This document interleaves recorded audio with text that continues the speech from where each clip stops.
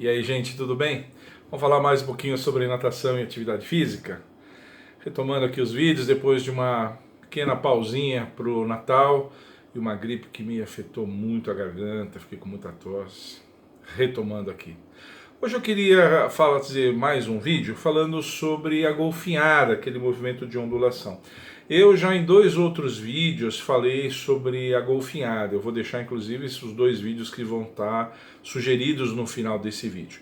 Eu fiz um vídeo já há muito tempo atrás falando de alguns elementos críticos de cada nado, e lá eu falava da golfinhada como um elemento propulsivo do nado borboleta, fazendo uma ressalva que muita gente acha que a golfinhada é um elemento coordenativo, quando não é. Ele é um elemento propulsivo, ele faz parte daquele binômio propulsivo do nado borbo.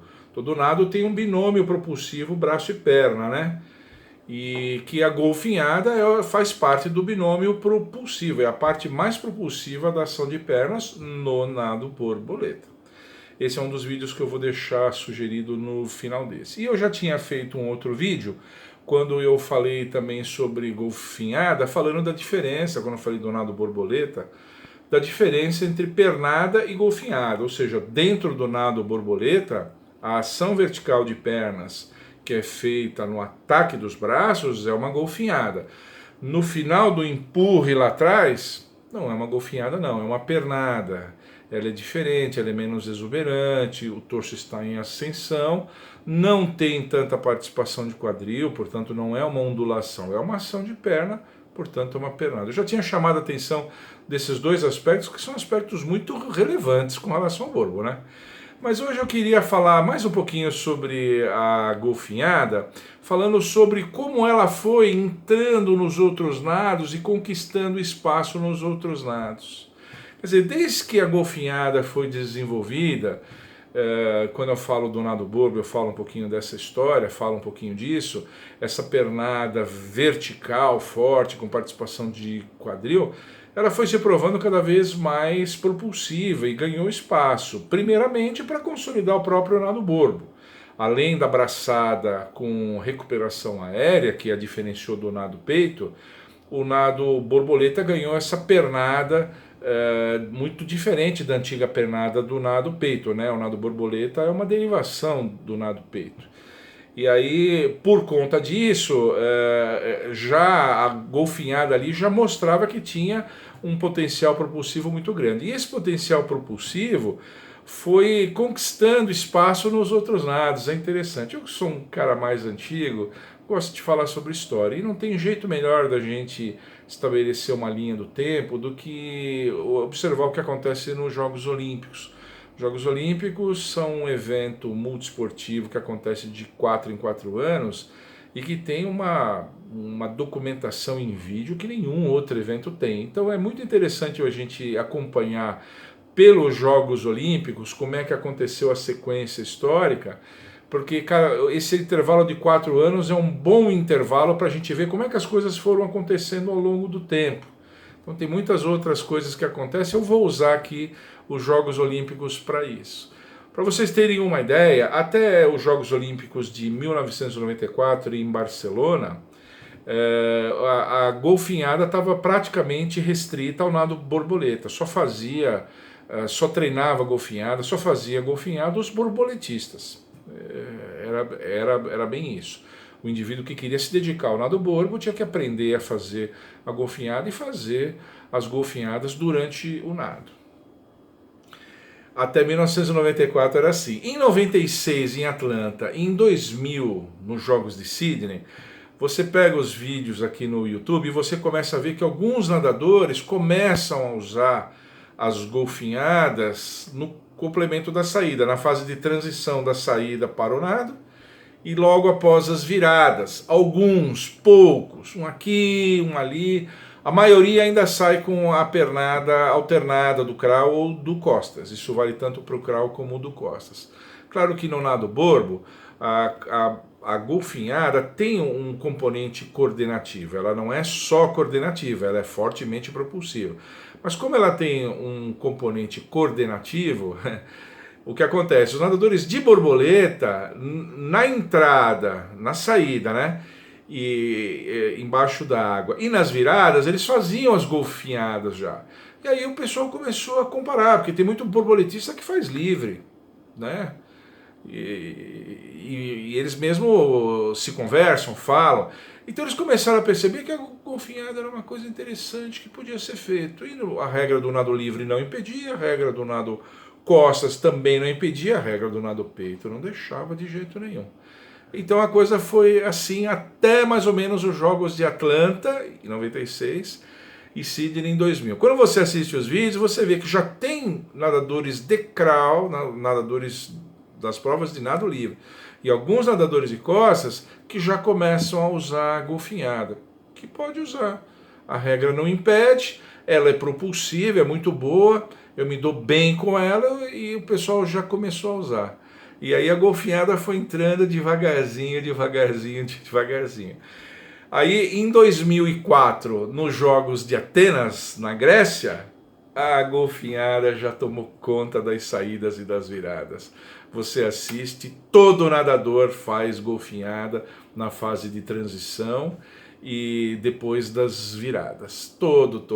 Quer dizer, de 2004 para frente, o crawl, o costas e o borboleta, tanto nas saídas como nas viradas, a golfinhada dominou, virou a rainha da saída e das viradas.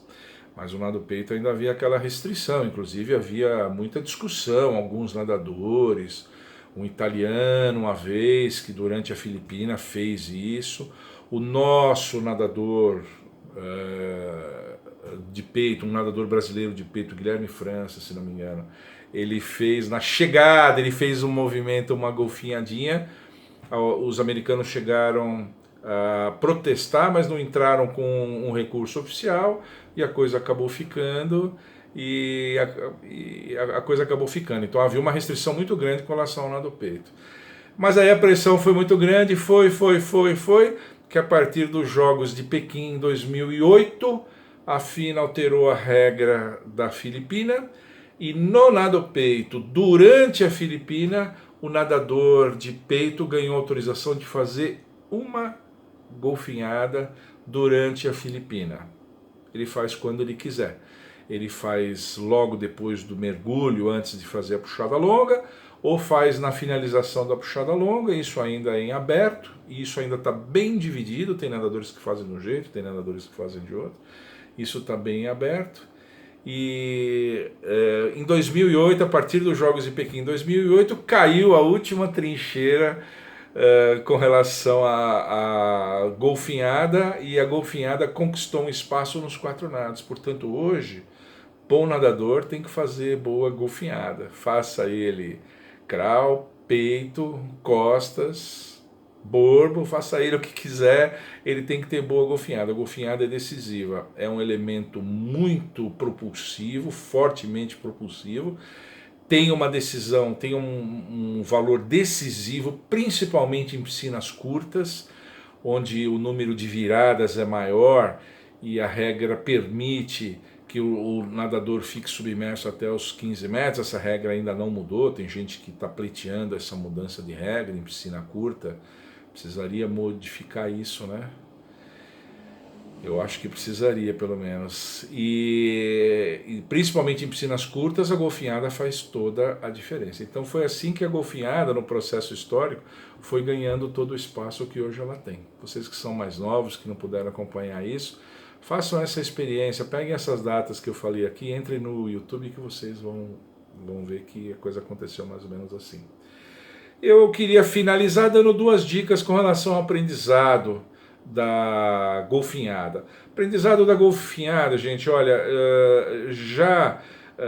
antes desse processo todo, logo no início, eu já percebia que a golfinhada ela é melhor assimilada pelos alunos quando ela é feita totalmente submersa, sabia? Eu não sei dizer exatamente a razão, eu só conseguiria especular algumas razões. O nadador embaixo d'água, totalmente envolvido pela água, percepção sinestésica dele parece que melhora e possibilita ele entender esse movimento de ondulação e parece que a iniciação da golfinhada, mesmo crianças, feita totalmente submersa é melhor do que feita na superfície, deslizando na superfície, ou sem nada nas mãos, ou com apoio móvel de uma pranchinha, um espaguete, coisa do gênero. Não funciona direito. O aluno a mãos livres, totalmente submerso, brincando de homem do fundo do mar, brincando de sereinha, brincando de golfinho, passando por dentro de um bambolê embaixo d'água e tal. A golfinhada submersa parece que ela é mais eficiente. A gente ensina melhor, o aluno percebe melhor e compreende melhor como é que fica isso. E uma outra dica que eu gosto de dar também é assim, mesmo depois da golfinhada assimilada, eu não gosto muito de trabalhar golfinhada com prancha. Eu dou pouca prancha. Eu sei, você vai falar, mas professor, mas tem a golfinhada do nado borboleta, né? A golfinhada do nado borboleta é uma golfinhada superficial, ela é feita na superfície, o nadador precisa saber fazer, ok, ele precisa saber fazer. Mas a golfinhada na superfície, o nadador tende a ficar com o cabeção para fora d'água, e ele mobiliza muito essa parte de braço e torso, e fica com uma golfinhada muito concentrada só no quadril e na parte de baixo e nas pernas. Força muito as costas, eu já vi meninas reclamar de dores nas costas por conta disso. E a golfinhada parece que fica meio mutilada, ela fica meia golfinhada assim. O nadador não faz aquele envolvimento do corpo todo. A golfinhada bonita, a golfinhada eficiente, bonitona, com todo o seu potencial propulsivo, ela só existe quando o corpo todo faz aquele movimento de onda. E imobilizar os braços segurando alguma coisa não é uma boa solução, não é uma boa solução. Eu não tenho o hábito de usar e recomendo que os professores usem com muita parcimônia. Se forem usar algum elemento assim de apoio móvel, pranchinha, espaguete, qualquer coisa que forem usar nas mãos, utilizem com muita parcimônia. Tá bom? Por hoje era isso, espero que vocês tenham gostado. Vou deixar as sugestões dos 2 vídeos que eu já abordei alguma coisa sobre a golfinhada. E se você gostou, deixa um like aqui que você gostou. E não deixa de visitar o meu site, o www.universoef.com.br. Tá bom? Tchau!